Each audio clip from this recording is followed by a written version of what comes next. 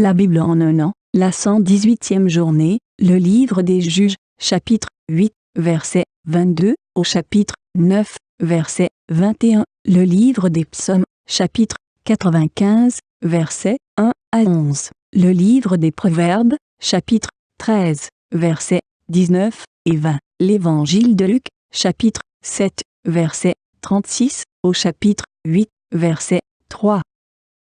Le livre des Juges, chapitre 8.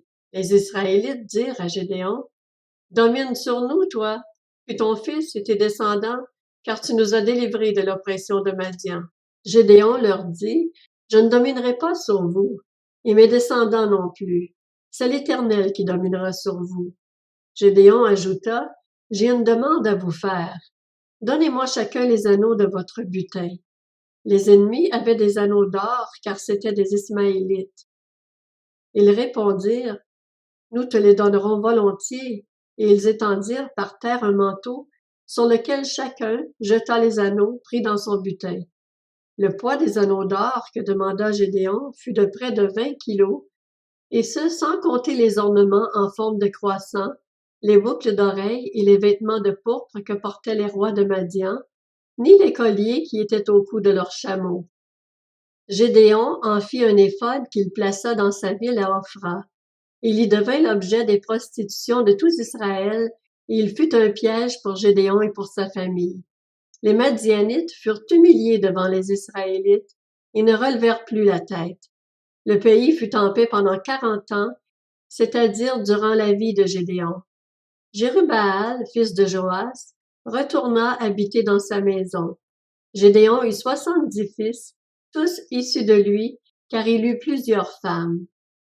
Sa concubine, qui résidait à Sichem, lui donna aussi un fils qu'on appela Abimélec. Gédéon, fils de Joas, mourut après une heureuse vieillesse. Il fut enterré dans le tombeau de son père Joas à Ophra, village de la famille d'Abiézer. Après la mort de Gédéon, les Israélites recommencèrent à se prostituer au Baal, et ils prirent pour Dieu Baal-Berith.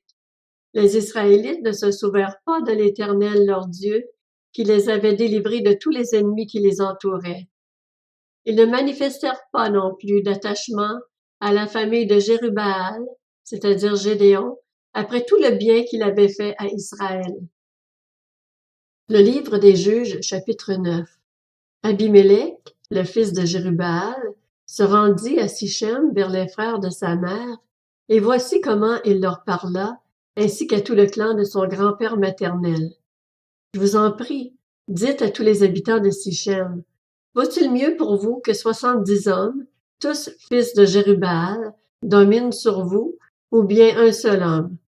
Et souvenez-vous que je suis fait des mêmes os et de la même chair que vous. » Les frères de sa mère répétèrent pour lui toutes ces paroles à tous les habitants de Sichem, et leur cœur pencha en faveur d'Abimélec, car ils se disaient, « C'est notre frère. » Ils lui donnèrent 70 pièces d'argent, prises dans le temple de Baal-Berith. Abimélec s'en servit pour acheter des vauriens et des aventuriers qui le suivirent. Il vint chez son père à Ophra et tua ses frères, les 70 fils de Jérubbaal, sur une même pierre. Jotham, le plus jeune fils de Jérubbaal, fut le seul rescapé, car il s'était caché. Tous les habitants de Sichem et de Milo se rassemblèrent. Ils vinrent proclamer Abimélec roi près du chêne planté dans Sichem. Jotham fut informé de la situation. Il alla se placer sur le sommet du mont Garizim, et voici ce qu'il leur cria à haute voix. « Écoutez-moi, habitants de Sichem, et que Dieu vous écoute. Les arbres partirent pour sacrer un roi et le mettre à leur tête. Ils dirent à l'olivier, « Règne sur nous. » Mais l'olivier leur répondit, « Comment pourrais-je renoncer à mon huile, qui me vaut l'estime de Dieu et des hommes, pour aller m'agiter au-dessus des arbres? » Les arbres dirent alors au figuier, « Viens, toi, régner sur nous. » Mais le figuier leur répondit, « Comment pourrais-je renoncer à ma douceur et à mon excellent fruit pour aller m'agiter au-dessus des arbres? » Les arbres dirent à la vigne, « Viens, toi, régner sur nous. » Mais la vigne leur répondit, « Comment pourrais-je renoncer à mon vin qui réjouit Dieu et les hommes pour aller m'agiter au-dessus des arbres. Alors tous les arbres dirent au buisson de ronces, viens toi régner sur nous. Et le buisson de ronces répondit aux arbres, si vous voulez vraiment me sacrer roi et me mettre à votre tête, venez vous réfugier sous mon ombrage. Sinon, un feu sortira du buisson de ronces et dévorera les cèdres du Liban. Maintenant, est-ce avec fidélité et intégrité que vous avez agi en proclamant Abimélec roi? Avez-vous agi avec bienveillance pour Jerubbaal et sa famille? L'avez-vous traité conformément au service qu'il a rendu? En effet, mon père a combattu pour vous, il a risqué sa vie et vous a délivré de l'oppression de Madian. Et vous, vous vous êtes attaqué à sa famille, vous avez tué ses 70 fils sur une même pierre, et vous avez proclamé roi sur les habitants de Sichem, Abimélec, le fils de sa servante, parce qu'il est votre frère. Si c'est avec fidélité et intégrité que vous avez aujourd'hui agi envers Jerubbaal et sa famille, eh bien, qu'Abimélec fasse votre joie et que vous fassiez aussi la sienne. Sinon, qu'un feu sorte d'Abimélec et dévore les habitants de Sichem et de Milo, et qu'un feu sorte des habitants de Sichem et de Milo et dévore Abimélec. Jotham se retira et prit la fuite. Il s'en alla à Beër, où il s'installa loin de son frère Abimélec.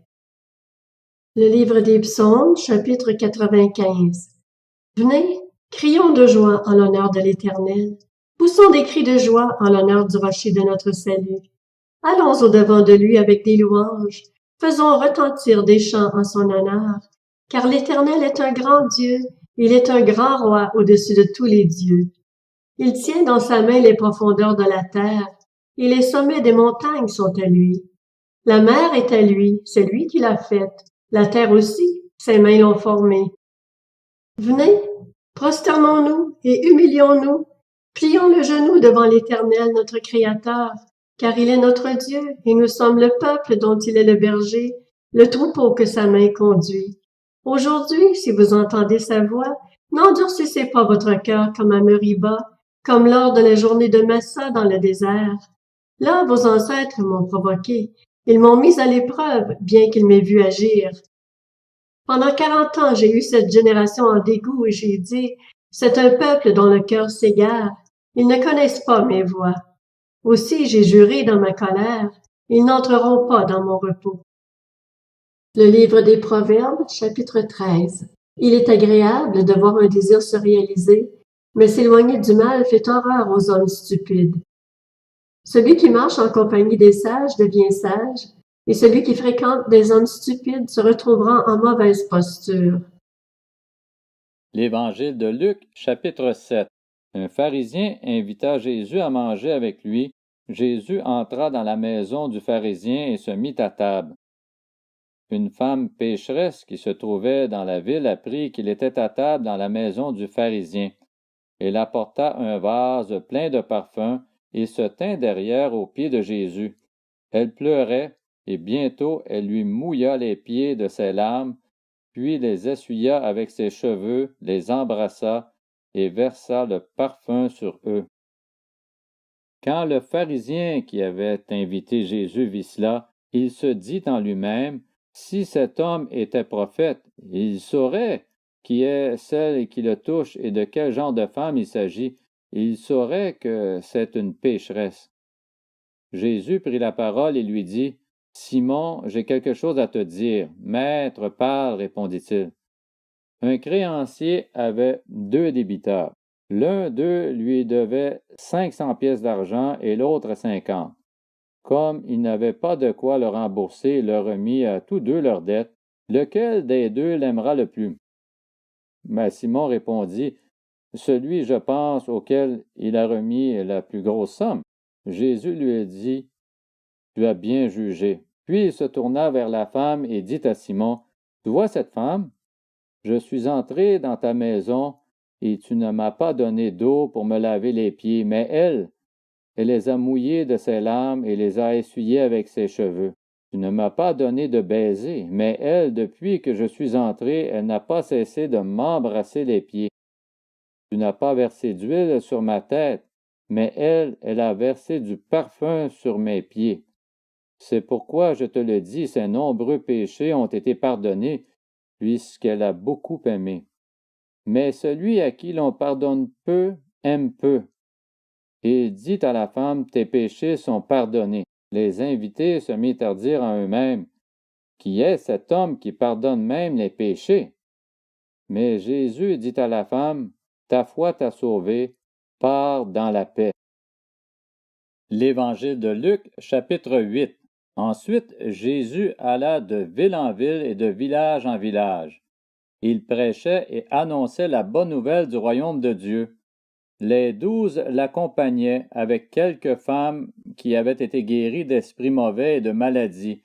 Marie, dite de Magdala, dont étaient sortis 7 démons, Jeanne, femme de Chuza, l'intendant d'Hérode, Suzanne et beaucoup d'autres qui le servaient en l'assistant de leurs biens.